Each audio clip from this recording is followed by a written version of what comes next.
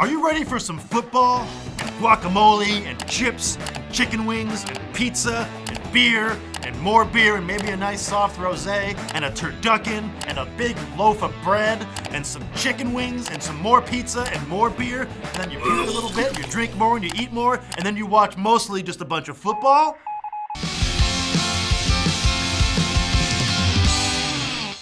Super Bowl Sunday is coming up, and while I'm more of an NBA guy personally, I'm a big fan of any event that involves beer and snacks, which is why I also love happy hours and Mexican funerals.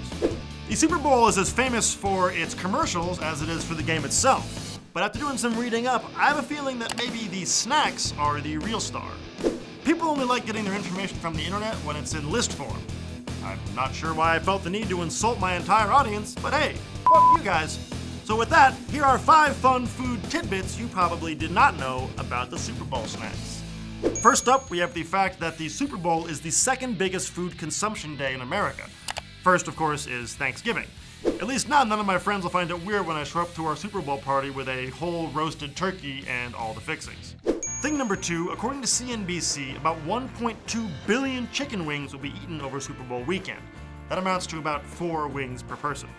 Putting it in those terms makes the statistic actually sound kind of reasonable. But here's the third thing you probably didn't know. The California Avocado Commission states that around 26 million avocados are consumed during the Super Bowl. Apparently people develop an insatiable craving for guacamole during high-stakes sporting events. I mean, we all remember how many avocados Denzel Washington ate during Remember the Titans, right?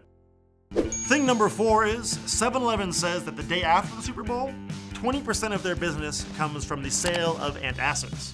So when you feel like your intestines are about to revolt, just know that when you drive into work that day, take solace in the fact that you're not the only person who sharted their pants. And finally, thing number 5, Pizza Hut sells about 2 million pizzas during the Super Bowl, which is about 2 million more Pizza Hut pizzas than I want on any given day, and actually about 1.3 million more than they do on an average business day. On top of that, frozen pizza is the top seller at supermarkets during the game, which just goes to show you that football fans seem to really like terrible pizza. I'm Noah Galoob. Subscribe to Tasted so you can catch all the updates right here on the Food Feeder.